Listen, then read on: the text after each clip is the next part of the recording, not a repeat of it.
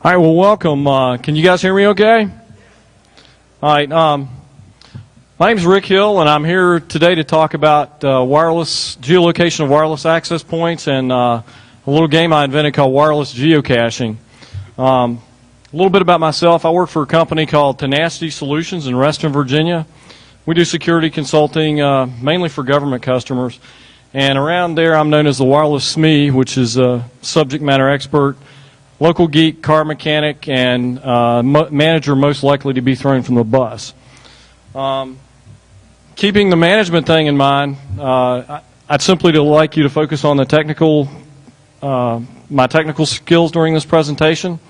I always like to keep an open mind, so anybody out there, I have contact info for you if any for jobs or whatever, so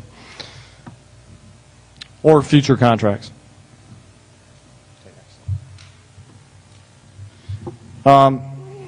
Last year, I presented war rocketing, which was somewhat unusual. This year, we're changing things up a bit.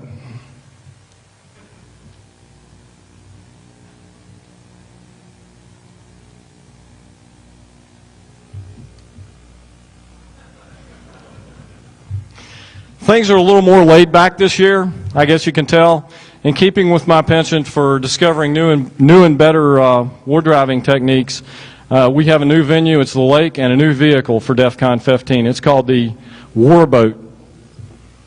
Boat weighs 4,800 pounds, carries a crew of 10, and small quantities of beer are allowed. If you behave, you're not likely to be stopped by the cops, which is more than can be said for regular war driving. Unfortunately, I couldn't bring this as a prop this year. Agent X wouldn't let me bring it in the exhibit hall, so instead we have the actual unit that we did the radar antenna that you see here, what we use for our war boating.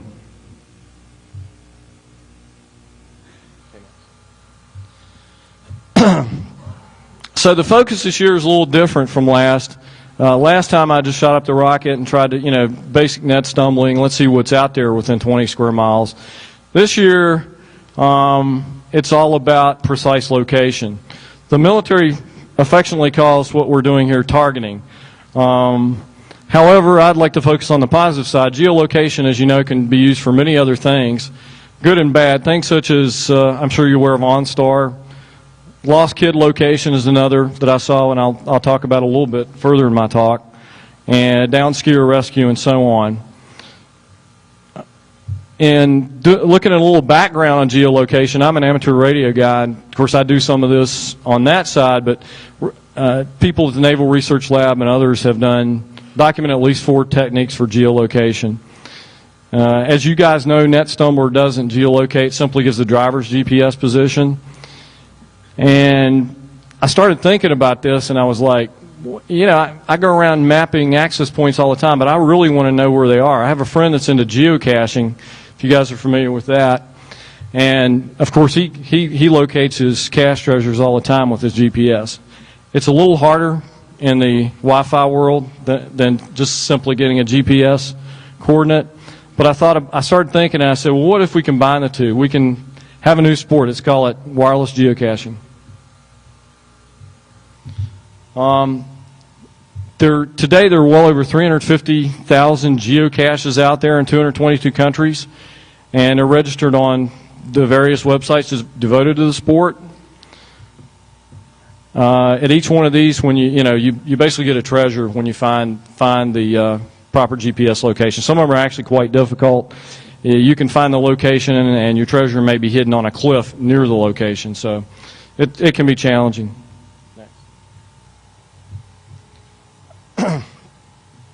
Before we talk about the project goals today, let me just say I'm definitely more of a hardware engineer than software type. I'm not really a programming guru, so keep that in mind when you look at my basic code for this thing. A lot of the talk is about the design and construction of the unit you see up here, and at the end, hopefully, we'll do a short demo. We actually had one of the goons hide an access point in the room here. We're gonna see if we can nail it. Next.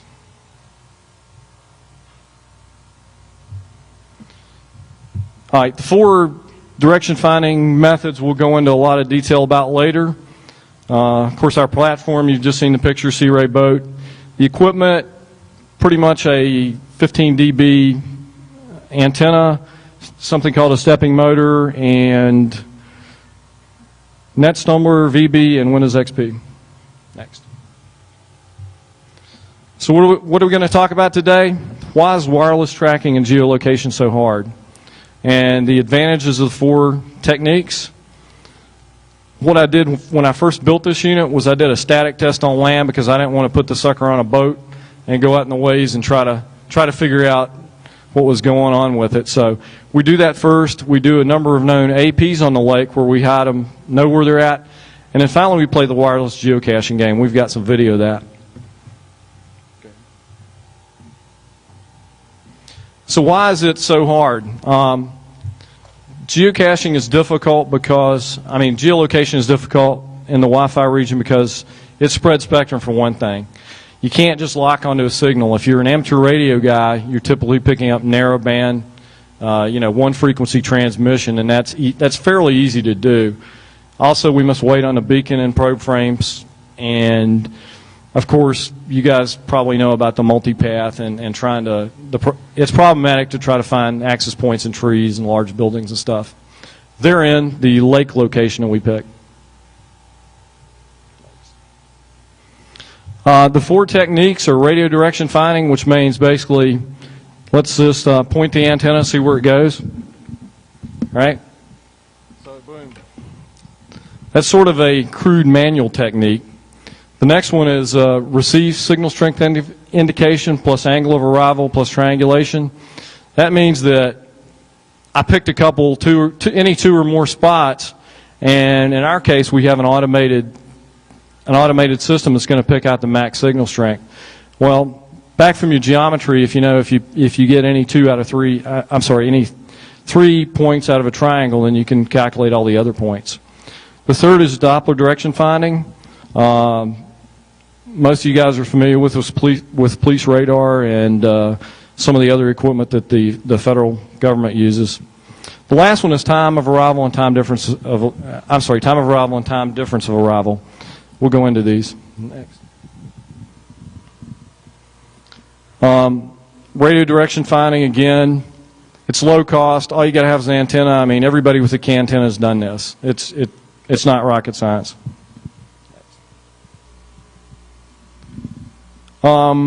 Here's the triangulation for those of you that don't remember your geometry. It's the law of science. I'm not going to go through a lot of the math that we did this, but I have some Google Earth pictures of what we captured as far as we could actually capture the error because when we planted the treasure or the access point, we recorded GPS position, and what we would do is once we found it, we'd do the error between where we found it, GPS position, and where it really was. So we've got a good idea we're going to get a good idea at the end of how accurate we were. Doppler direction finding. Basically the reason I didn't do it, I would have liked to have done it, but it's very expensive. You can build equipment for about $3,000 in the 2.4 gigahertz region. It is better for moving targets. The bad part about the rig you see right here is it pretty much has to be stationary. It takes about anywhere from a minute to 3 minutes to do a scan. So it's fine for using on your car top or where you park, but you're not gonna go flying down the interstate and do triangulation or location with this thing. It just doesn't work like that.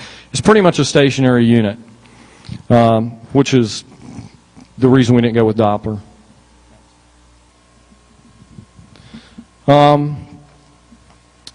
Time of arrival, time difference of arrival. You guys have probably seen this on the TV shows, CSI, whatever, about the cellular tower signal location. That's one way it's done. The other way it's done is there's a company I found called aeroscot.com.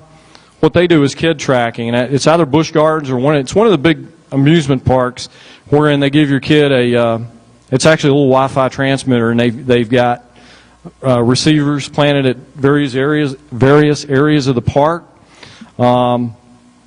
It's a great thing. It seems to be working out well. So you guys check that out on aeroscout.com. The disadvantages of this time difference, it's an electronically calculated time difference of arrival, is it's not as accurate as the antenna method. So I want to focus a little bit on how I constructed this thing. I got some pictures here for you guys.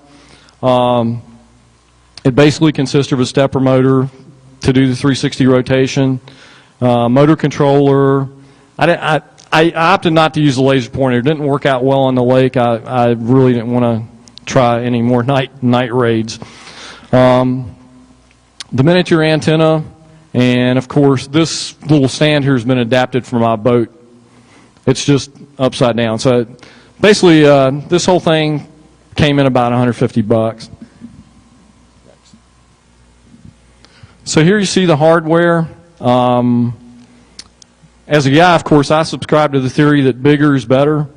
Unfortunately, the antenna you see here at the top, the big one that I first bought, just wouldn't cut it. The stepping motor would not crank it around. If you can see the unit right here, stepping motor is probably, I don't know, maybe a dollar size. It's not real huge.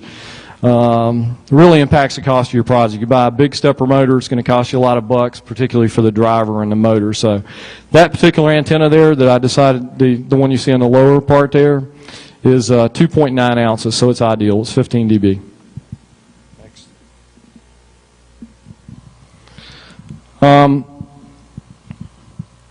Of course, if you build your tracker, you've got to have some kind of surface to put it on. In my case, it was a table. You could put it on. You could easily put it on a car top or one of these camper carrier kind of things if you wanted, because those are transparent to microwaves. They work really well. You don't want to leave it flapping out in the wind. But what you see on the slide here is that's basically a Lexan piece I used and cut out for the top, and there's the little stepper motor that I bought beside it. It's a DigiKey motor. I think the stepper motor cost me $17.95, and you can also get these out. Interesting enough is if you've got a copier or disk drive, you can get them out of old copiers and disk drives. So you can easily trash an old computer and get your own stepping motor if you don't want to pay for one. Thanks. Second step in building the tracker, you got to mount the antenna. This is a very difficult step because, sorry, I didn't mean to zap you guys. If you can see the detail in the lower right there is actually all you got to work with is about a 1/4 inch shaft there. So what I did, I welded a little mounting piece onto it, put a couple of set screws in it, and actually the set screws clamp down real well on the shaft of the stepping motor. If you go into buying gears and all this stuff, you're not going to have a very successful project because it's going to get real expensive fast. So that's simple and easy. Next. To run the stepper motor, if you're electronically inclined, you can build your own driver board. I didn't have time to do that. I fired this thing. Fire is a bad word in electronics, but I first started building this thing about 2 months ago, and I ordered this board. It's called the Gadget Master, believe it or not. So you can, if you want to Google that, you can buy it. They're not very, and the driver's probably about $150, which is about $50 more than you pay for the electronics. But I just went with it because it comes with the VB code to run it, and it's easy to interface and it'll run stepping motors of the size we need. Final thing before you launch into Visual Basic, Visual C, or whatever you want to program this thing in, is testing it. The guy also sends out a nice stepper program that you can use for all kinds of robotics, and it'll test out your motor. And so basically what you see here is the first test of the motor that we did.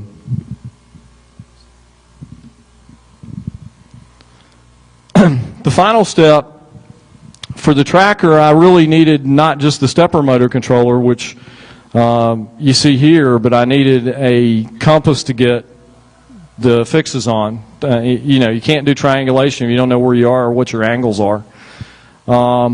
It becomes very problematic to measure angles, particularly on the water. I found a nice little digital compass and mounted it on the back of this thing right here. And as soon as the software locks onto the signal, you just take a digital compass reading, and it gives it to down to 1 degree accuracy. As I mentioned, I skipped the laser pointer because it really didn't work out for me.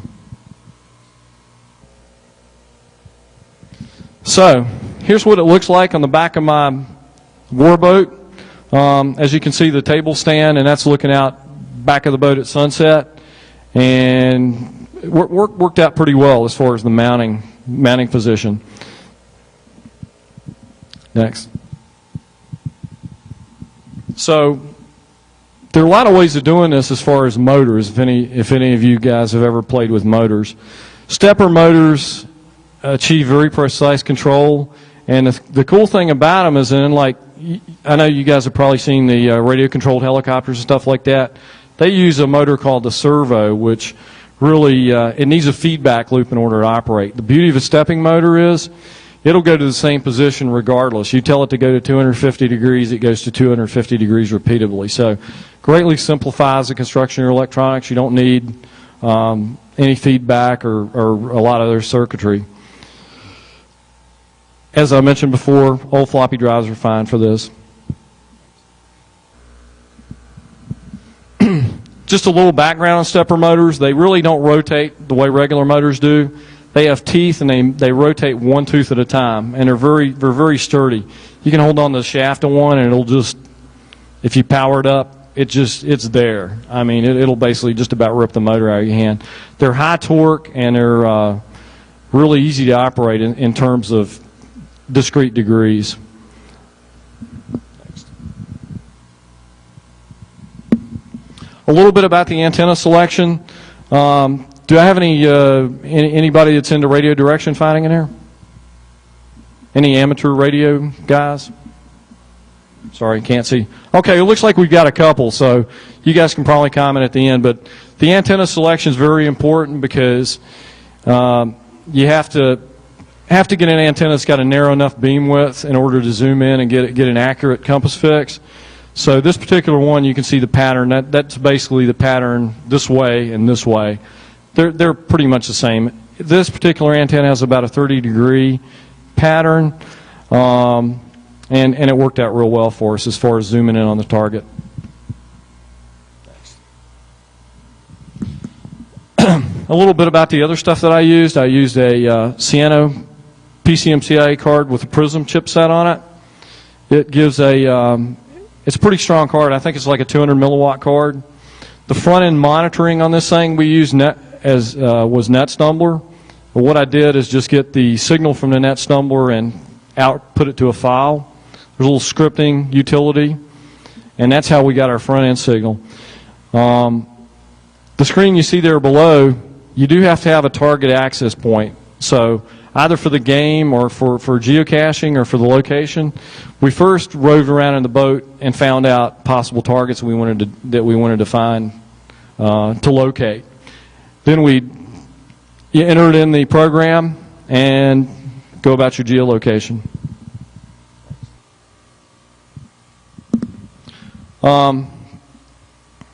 As I said before, use Visual Basic. Visual Basic code picks the max signal strength up out of a file, gets a bunch for each movement of the stepper motor, and then averages. I think we're doing like five signals per 3.5 degrees or something like that. It's 100. This particular motor is 100 steps per revolution.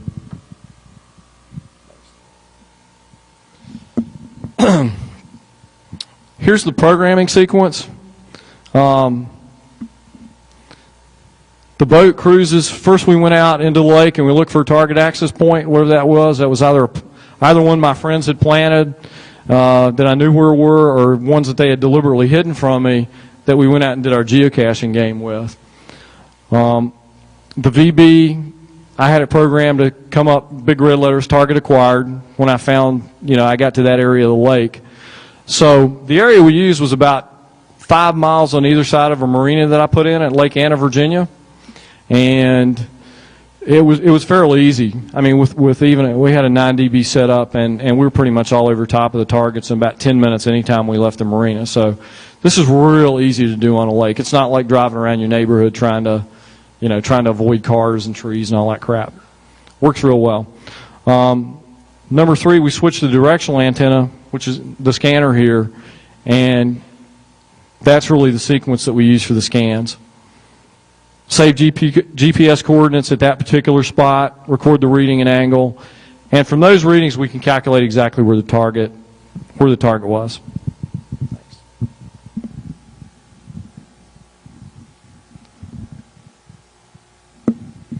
All right, so what we did is, I call them sorties. We took a couple days off from work, and me and my friends went down to the lake, and we ran 8 sorties over 2 days on the boat. The first one, as I said, was, the first one actually was a static test on land near my house. So I'll show that to you. I've got some Google Earth shots that look pretty cool. And then we did 4 against APs with known GPS positions just to get a feel for how the equipment worked. And finally, we ran a couple geocaching games. After I did the geocaching, I decided to go after targets that I didn't know where they were, and I didn't have visual line of sight to them. I couldn't see them. And here's the results. The static test with a land-based AP, if you look, this is fix number 1 up top here. This is fix number 2. The actual calculated looks like it's in the building there. So we were off on this. I've got the numbers, but I think it was like 50 feet or something. It's really not bad because those fixes were taken about 1 kilometer out. So those are about 1/3 of the mile out. So it worked out pretty good for starters, and we decided to go ahead and try it out on the lake.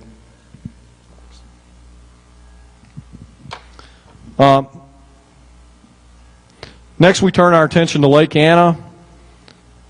I don't know if you guys know Wiggle.net, but it's a mapping site where people go around and do war driving and log their stuff.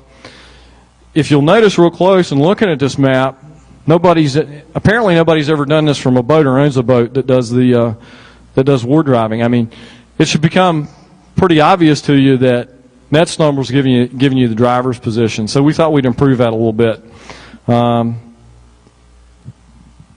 Next. This is a test on the lake. We went to a little place on the lake called the Islands. Up to the right here, you see the Visual Basic program, and it's doing the scan. It's already done the scan actually. And what I'd like you to look at is here. 360 degrees starts about here and ends about here. You can see you got a clear bell curve. It looks just like that antenna pattern. Well, guess what? That point right on the top there is the exact compass reading to your target. Furthermore, what the program does for you, if you want to use this just for, it's pretty cool to throw up on your roof, you can actually use this to zoom in on pretty much any Wi-Fi signal and lock in on max signal strength.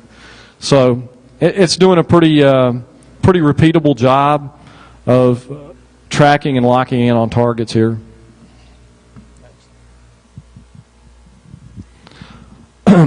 The math is far from easy. I won't dwell on this, but if you want to do triangulation, how cool your GPS is. It just goes, hey, you're at spot A, hey, you're at spot B. Well, that's the luxury that geocachers have when they use a GPS. They can simply use their software. We did it the old-fashioned way. These programs, you see, there are a couple that give you your distance between 2 points, and also the forward was very important. Forward program from the National Geodetic Survey was very useful for giving the final distance and angle to my targets. I was originally going to incorporate this in my VB programming. It became very complex. This stuff is like 20 pages of Fortran that's like 30 years old, but it works really well. So we just use standalone programs, these two off the website, for calculating our targets.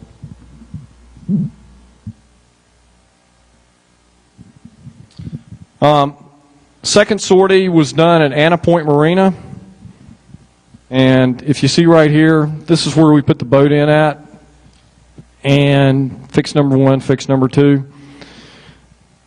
I had a real problem when I first started out. This is my first trial on the lake. And one of the things you got to consider if you do this on the lake is you either got to be on a beach spot or you've got to throw out a couple anchors, because obviously when you're sitting there like this, you don't want your boat rocking around or moving angularly. So unfortunately, fortunately I threw out 2 anchors and I got some really good readings here. We pretty much nailed this AP. However, I'm only used to using 1 anchor, so when I took off after I'd done this fix, I left the other anchor in the water. I was cruising about 30 miles an hour and heard this big noise, turned around, and I'm like, WTF, there's this rope hanging out the back of, I'm like, what's that rope go to? And just about then, it was actually the front anchor that wrapped around the rear anchor rope. The anchor come flying up on my swim deck on the back of the boat. Thank God it didn't put anything but a small hole in the back of the boat. So if you guys do this, I caution you, please be very careful boating. It can be dangerous.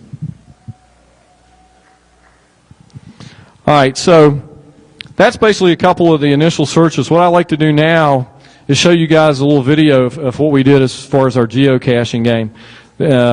This is where we had 2 teams of 2 people. First team drops off the bucket containing the AP and the geocache treasure on a shore. The rules we set for the game are that we had to be within 5 miles of that marina that I just showed you and 100 foot of shoreline. Otherwise, anything was fair game. So my buddy Mike, who you'll see on the video here, had fun with me on this. And the second team, of course, after it's hidden, we go out and find it. So go ahead, Reese.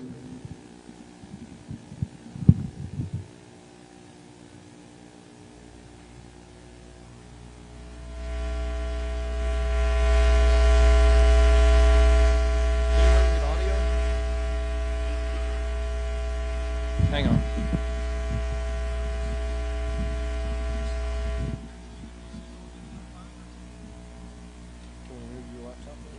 Sorry guys, I just want to get you the audio now, so it'll really suck if I play it without any audio.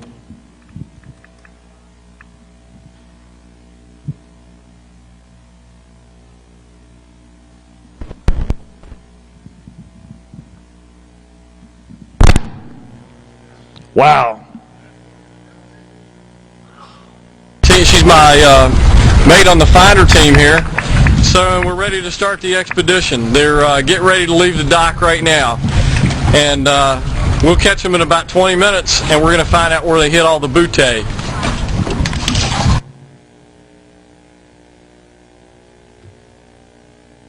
So we've disqualified Captain Mike from driving since he was part of the plant team.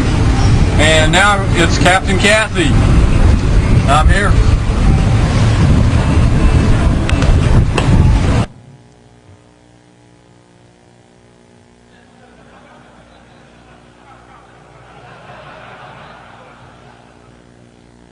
Here's what we're going to do. We're going to go that way first. And down towards like the red boat. Try to stay in the middle of that channel there because it's really shallow right there.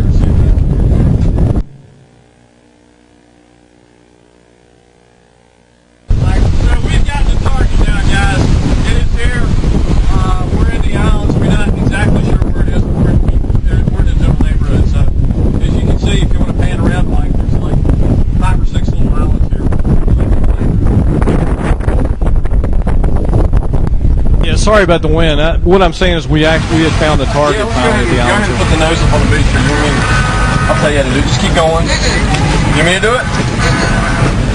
I'm just going to park here to do my scan.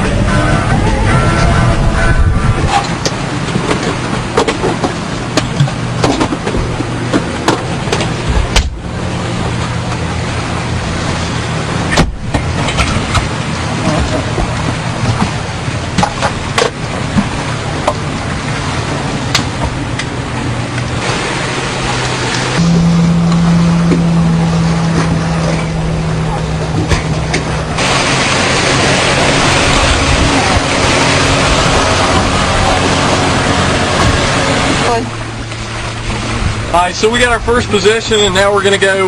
We're going to get the fix number 2, and we're going to see where it's at. It looks like it's either on the point of that island or the one over there. I can't quite tell, but the numbers should figure that out for us. So we're going to go on to spot number 2 here.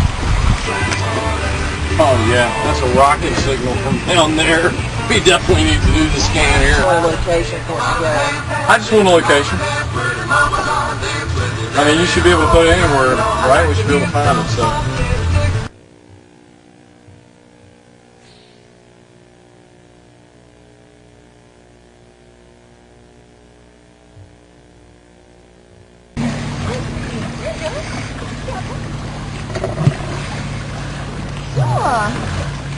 Booty right on this point right here. I'm losing air rings, Kathy. Here's the booty. Woo-woo! We did it!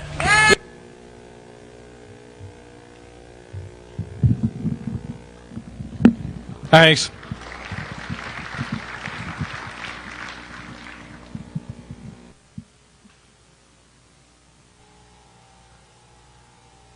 Yep.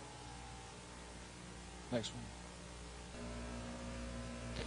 All right, so actually this is a scan of that Silver Fox, which is actually the access point that one of the goons hit earlier in the room here. So it worked out real well. That beach, the beach that you saw, pretty much when I closed in on that, I could tell where they landed on the beach, and it wasn't too difficult. He hit it back in the trees about 20 feet, so didn't have to do too much searching on that. The interesting thing about geolocation is it works real well at about up to several miles out. You get in the neighborhood, so to speak. Once you get closer and closer, you can get really good at this. I mean, this antenna will nail it down to like 10, 20, 30 feet once you close in on your target. So the closer you get, the better you are. And in fact, you almost don't need quite frankly, the automated scanner. Once you get really good at this and get close, you can just go, yeah, that's it right there, and just nail it. So this is a signal, again, the bell curve right in the middle, and that was the beach point right there.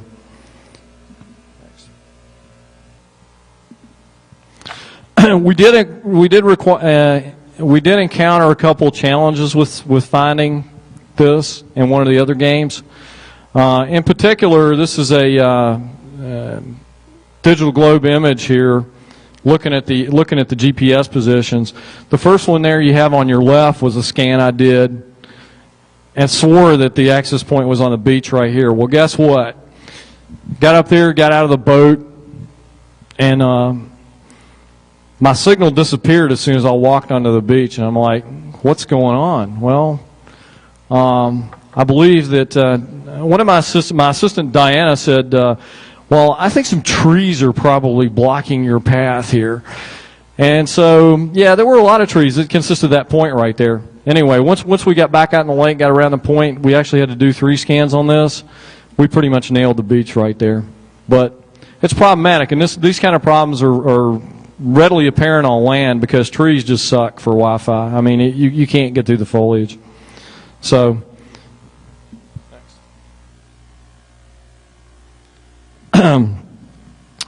this picture is actually finding an access point at an unknown location.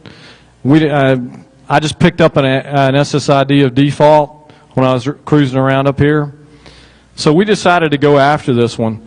The yellow line shows the fixed to target, which is on this point here, actually on the other side of it, well, on this side of it.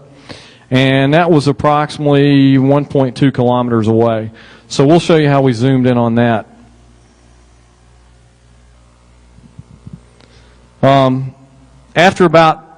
After 2 fixes, it became apparent was on this point, so we got in closer.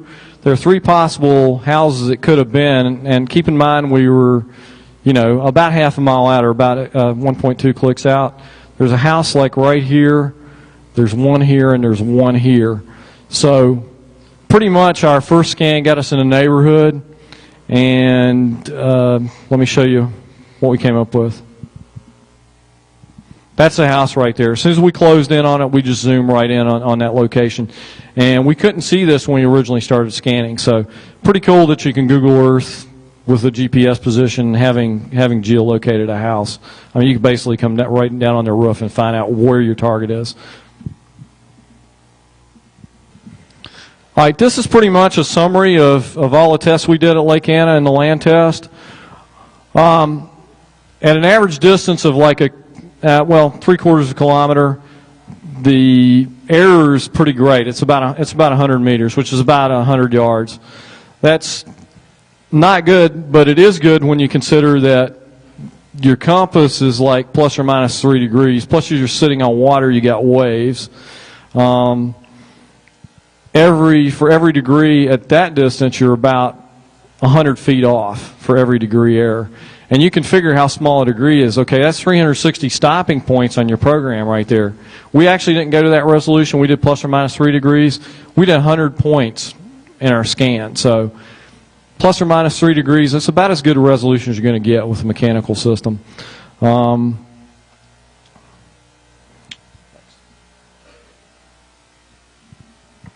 So what I want, when I first started this thing, I wanted to see how accurate is this compared to geocaching. Obviously, it's pretty pathetic compared to GPS. However, if you really want to find somebody, you can do it with triangulation. There's no question about it. I mean, law enforcement does it all the time. The FCC does it all the time. It's not hard to do. And, of course, much better than NetStumbler. I haven't had a chance to post on Wiggle, but I'm going to post my targets that I picked up on wiggle.net before I get back next week, and we'll have those out there. So that's pretty much how good the technique is. You can make it a little better, but it probably costs you a lot more money. Again, the geocaching game was almost under ideal conditions. We had a clear line of sight, no traffic other than 1 or 2 boats, and virtually no interference other than a couple islands we encountered that gave us a hard time. Clearly in a city or urban environment wouldn't cut it. As I mentioned before, sorry, go ahead. One more. The amateur radio guys will tell you this: radio direction finding is really more of an art than a science. And historically, it was one of the things that was largely responsible for the defeat of the German U-boats during World War II. If you go out into Google, in fact, I think there's a display on RDF at the Chicago Museum. It's called HUF-DUF, which stands for High Frequency Direction Finding. The other thing to note is that it's very dependent on the triangulation on how big your triangles are. If you get a big flat acute triangle, which means you've got all your angles under 90 degrees, it's sort of your standard triangle like this, then that's going to work real well for you. If you get a flat triangle, well, guess what? I mean, if you've got a real flattened out long triangle, your error, every 1 degree error is going to account for a lot of error in finding your target. So pretty much that stuff's just up to chance. With experience, you can get really good at this. Like I said, we had a lot of fun not doing the calculations and just, quite frankly, finding targets once we got the equipment going. I'd recommend you first find it, if you can't see it, by triangulation, and then just simply scan closer and closer to it. So anyway, one more comment. If you do decide to build this unit, please don't sit around the kitchen table like I did initially and like fire it up with a 200 milliwatt card. It puts out 4 watts, which strictly not illegal, but I don't think you want. That's about 5 times stronger than a cell phone. Probably not a good idea to sit right in front of it while you're firing it up and building it. Like I say, and of course the standard warning for lasers: you shouldn't point them at people or use them in populated areas. We're going to try to hook it up here and run it. We'll see if the laptops will switch off all right. But I'll tell you what, I'll go ahead and open it up to questions, and then we'll try a little device demo. If we can't get it in here, well, I think we got 10 minutes. We'll be able to fire it up here for you, and we'll be in the next room for questions and continue the demo. So that's about it. Hope you guys enjoyed it, and do you guys have any questions for me at this point? Okay, go ahead. Say again? The compass is plus or minus 1 degree, so it's a really kick butt compass.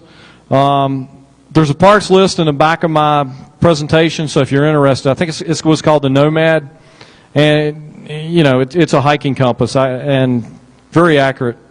I mean, as far as they go for a manual compass. No, I didn't. I'll be honest with you. I didn't have time to interface it with the computer. I just punched the reading once it locked in. The stepper motor locks that gear, locks the antenna, so it won't move. It was pretty good technique. Absolutely.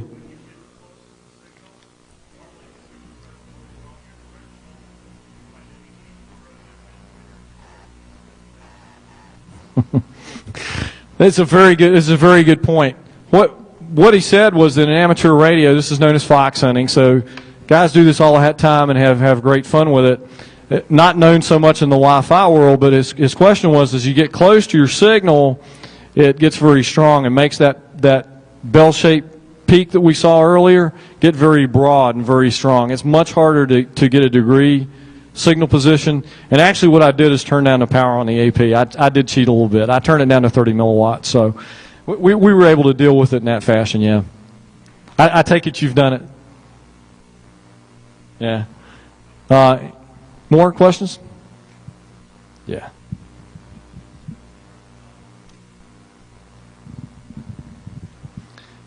Yeah, I did. I mean, a lot of the amateur guys use the reverse null. In other words, instead of pointing the antenna directly at the target, 180 degrees from the target, works very well because the null basically is the dead signal on the back of the antenna.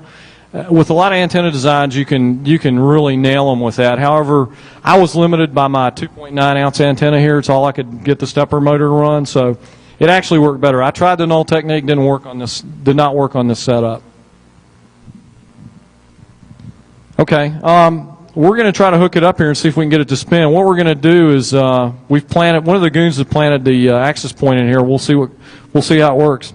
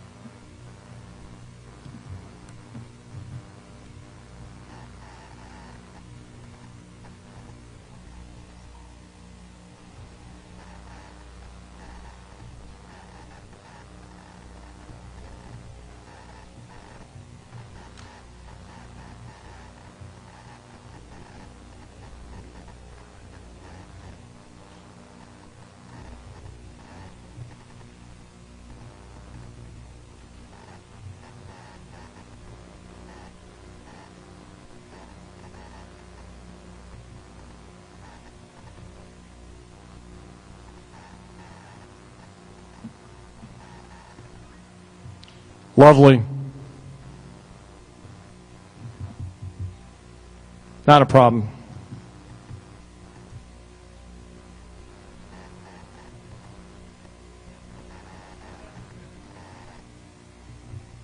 We've got some interesting stuff here.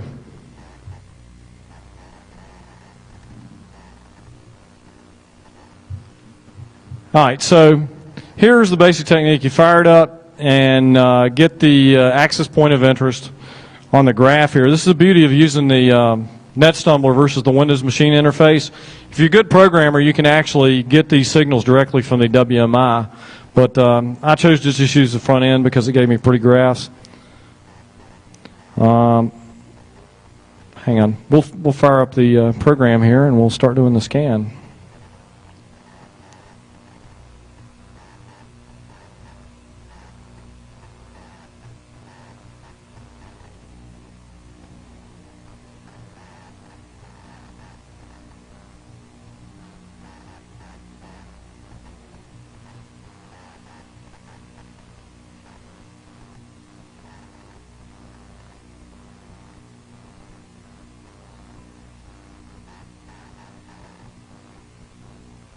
Surrender.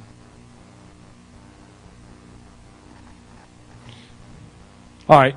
So I don't know what it'll do in this room here. We'll see what it picks up, but it's just going to go around real fast, and we'll see where it thinks the signal is.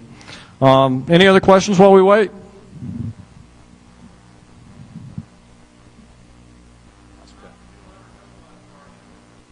No, it's turned down.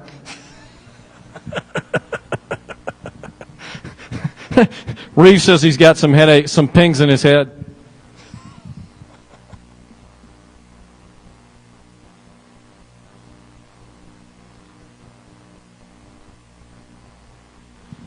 So anyway, like I said, not the fastest thing in the world, but it actually pins down the signal pretty well. And here it looks like it's almost equal everywhere. So unfortunately, you can't geolocate in the room too well, it doesn't look like.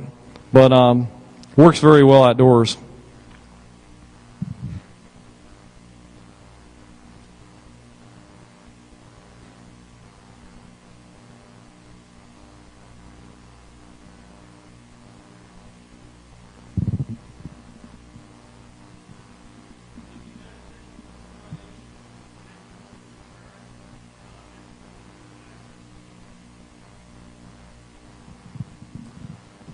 Actually, I didn't look heavily at the signal. Well, actually, I did. Yeah. There's definitely a correlation. There's a high signal noise ratio with other objects in the path. Obviously, was that your question? Okay.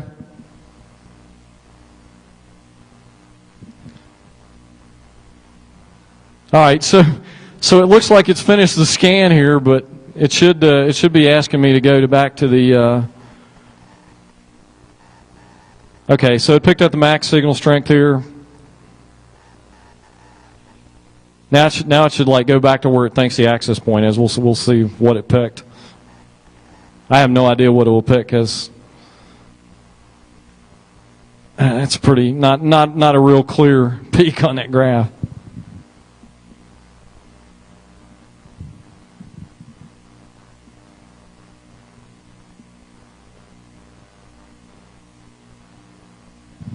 All right, well, that's where it says it is, back there near the AV thing. I don't know. Is the goon here that hit it? Is the guy here that hit the access point? Do we know where it's at? Okay. We think it's back that way. If any of you guys see my access point, I would like it back, please. It's a link sys about this big. Anyway, thank y'all for coming. If you got any questions, I'll be in the room next door.